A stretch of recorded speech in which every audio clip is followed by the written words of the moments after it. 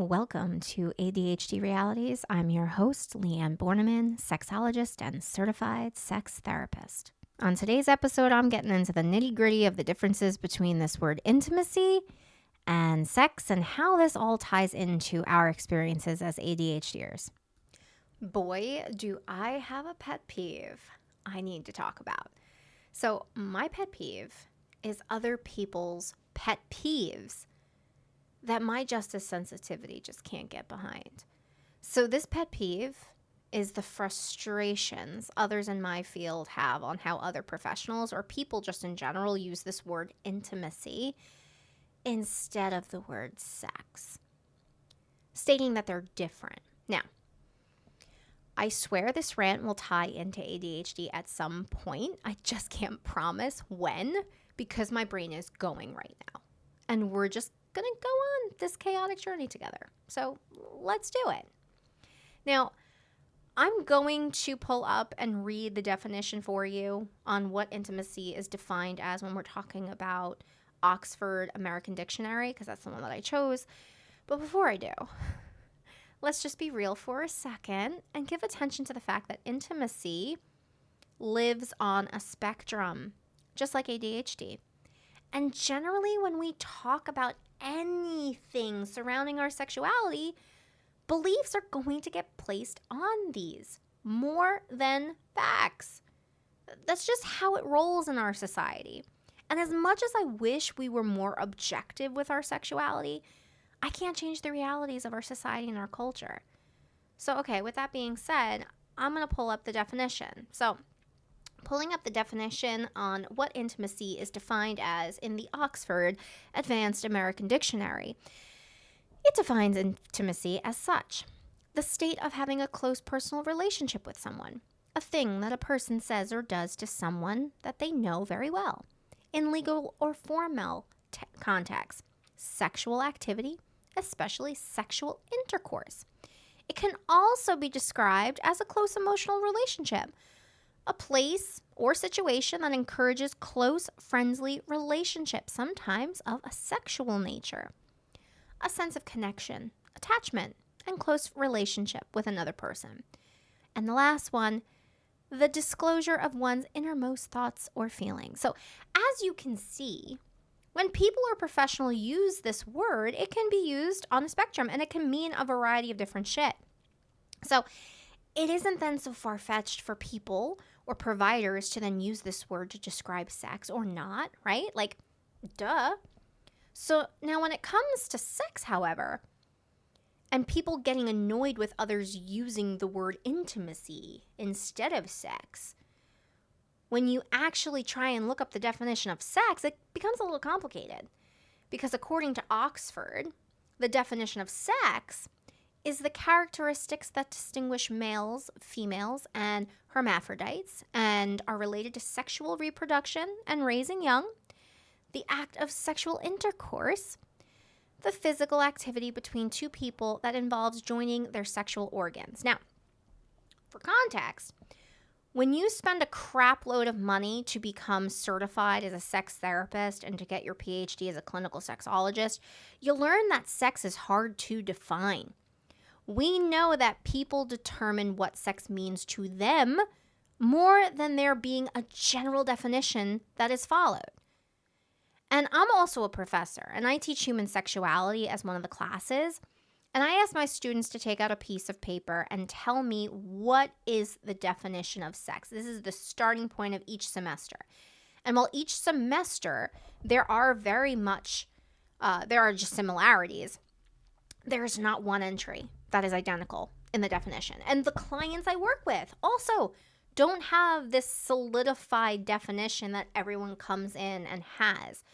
So I think it's safe to say that while there are definitions of words, people can and do use them in unique ways, which will most likely be tied to someone's values and belief systems. So it irks me to no end when a professional in the field who is also seeing clients on a psychotherapy realm getting pet peevy about people not using these words, quote, correctly. Sometimes many people think that everyone is thinking like them. And so when it comes to exploring intimacy or sex, it becomes really important to communicate what these words are going to mean to you with your partner. You may be thinking, why do I have to tell someone that I'm dating or in a relationship what my beliefs are on these two words? Well, because it comes down to expectations. The good old expectations. Oh my God, I could scream from a rooftop on expectations. But guess what? Expectations run the show in our relationships and our playtime. Now, you will notice I just switched it up a little bit. I call sex playtime moving forward for the most part. And the reason for that is the clients that I work with are struggling to find satisfaction in their sex. That's because sex has become a symbol of anxiety, performance, shame, guilt, or not about their pleasure. I work with a variety of heterosexual couples, and there is this hefty expectation placed on this idea of what sex is, what sex isn't, but more so an emphasis on what sex is supposed to be. Generally, it follows as some kissing, foreplay, fondling, whatever your interests are, and then hide the disco stick in the cave for a mega mind explosion. Now, how does all this relate to ADHD? Well, having an ADHD lens, this type of setup can actually lead to a lot of understimulated interactions, or it can also produce hypersensitivities when we focus on changes in a woman's life surrounding hormones. Specifically when we're talking about, let's say, perimenopause and menopause. Because what ends up happening is these estrogen levels are decreasing, which causes thinning in the vulvar tissue. And that in itself is what can cause pain and discomfort. Now, also remember, estrogen is an important hormone associated with the interaction in dopamine. So when estrogen levels are dipping, ADHD in itself can be a little bit more challenging for a woman specifically.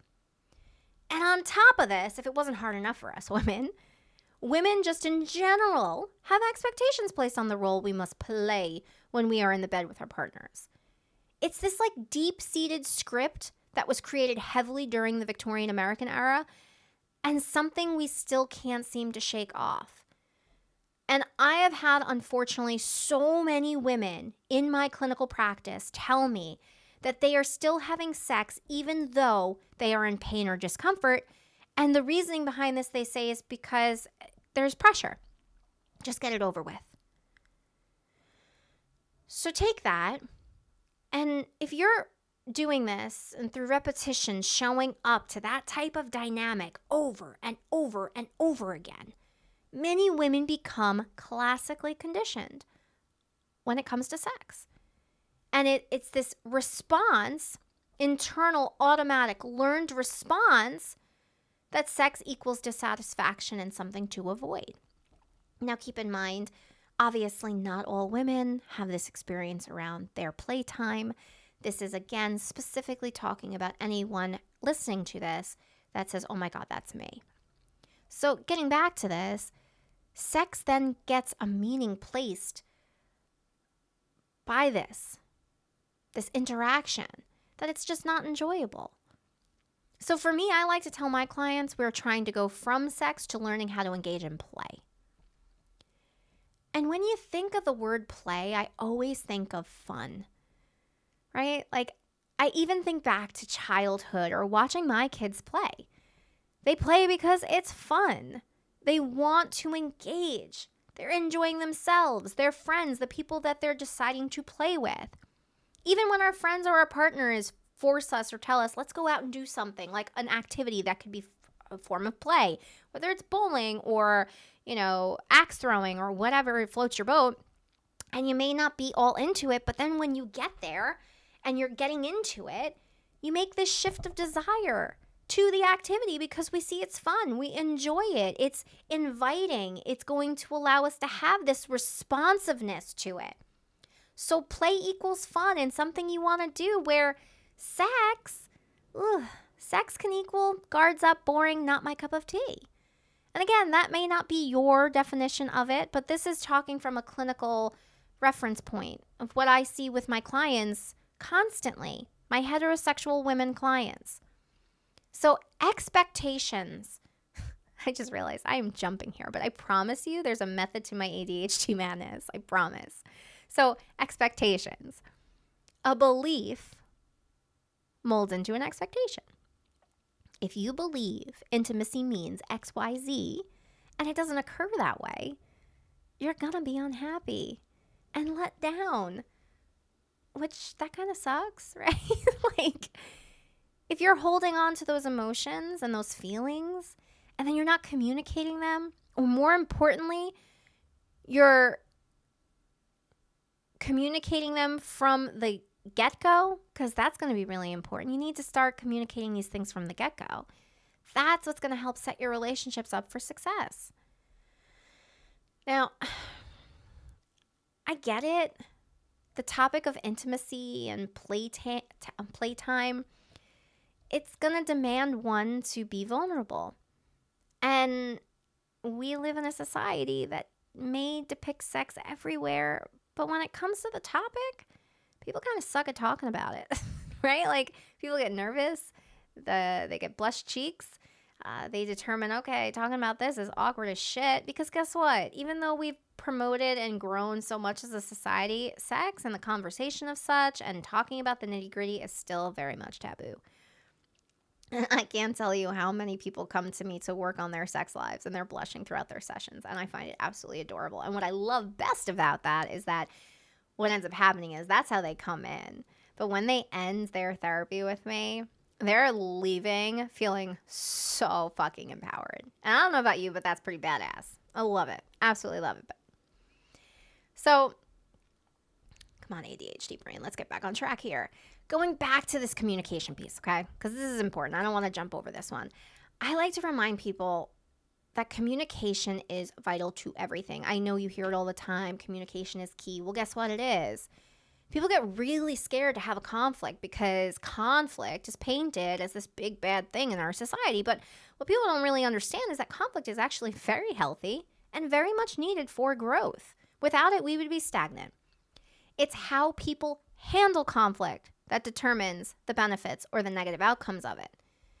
And we're not taught how to communicate effectively. Like, not at all.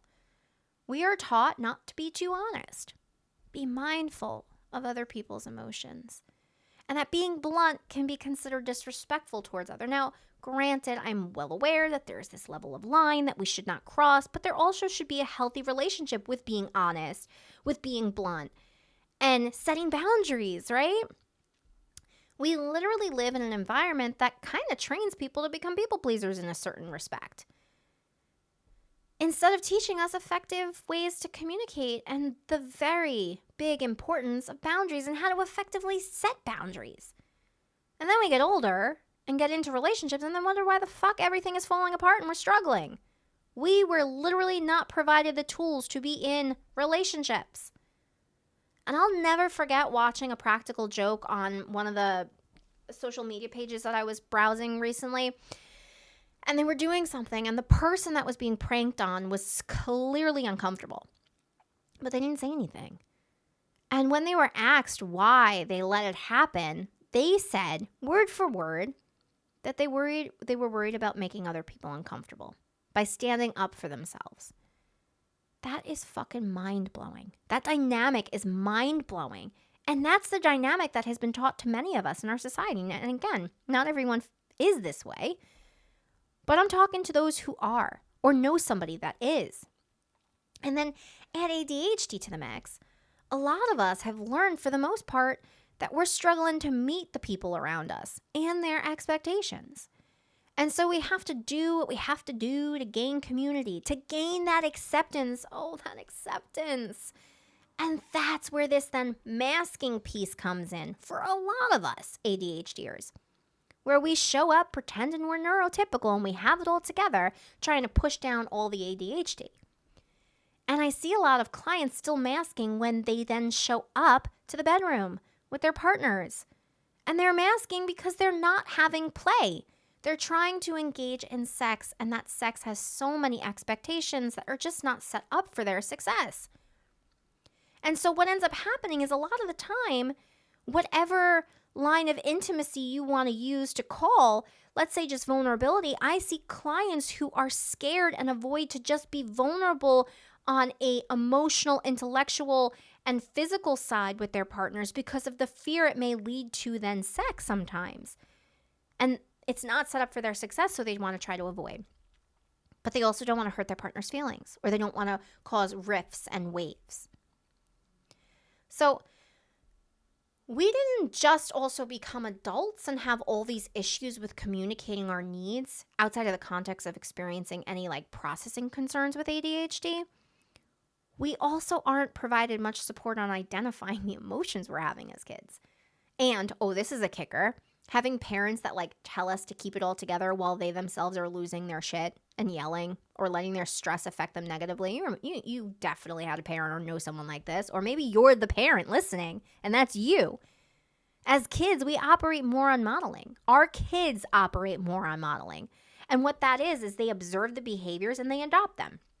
So you can say whatever the hell you want to say, but it's the actions that hold a huge weight on how a child is processing that and what they take moving forward. So if we grew up learning that when we're stressed, you lose your shit, then guess what? You are learning this and how to handle things. Now, when it comes to ADHD, we have deficits within our emotional regulation. So this can become even harder for us to navigate and break unhealthy continuation of a reaction after this autonomic dysregulation that we can't control because of our deficits. If we become dysregulated, learning effective ways to communicate will dictate what you do with the dysregulation and how the conflict ends up. So bring now ADHD into the conversation of intimacy and sex. They're both going to be, no matter how you use those two words, they're going to demand attention. You're going to have to remember to show up, focus, and feel, and use emotions. Hello? All of those are deficits. And depending on how you present with your ADHD will be dependent on how those affect you, along with any other variables that are happening in your life. Because remember, like stress, not eating, not sleeping, all those things can also tie in fuel to the extent of a presentation on our symptoms as ADHDers. And so this can just make being intimate or showing up for playtime a possible hurdle. If then there's these expectations placed on both either intimacy or sex by either you or your partner or the person you're dating. And most of the time, they become very unrealistic to how we use our executive functioning. And we're going to then have a huge problem. So if our partners or you have expectations on what sex and intimacy should look like and be, and it isn't set up for your success to achieve it, it's going to cause conflict. And again, remember, conflict isn't bad. It's how we show up to the conflict that is going to determine whether it's bad or not. And I can't tell you how common this pattern is for couples I work with. It's this expectation that isn't being communicated, and then the resentment of shame that leads to then avoidance because of the expectation not actually being met to begin with. And we like to do this very weird thing of being a mind reader or thinking our partners should be mind readers. When it comes to a healthy relationship with both intimacy and sex, we can't play mind reader.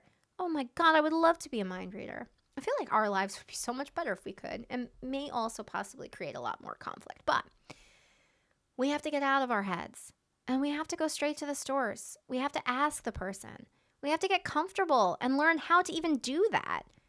It's a form of perception checking. If you have a thought and it's about someone else, your ass needs to go directly to them and ask and confirm. Now, obviously, I want to give space to the partners and people that you can try to show up and be healthy-minded and healthy approach, and they might not have the same ability, right? And that's a whole other video.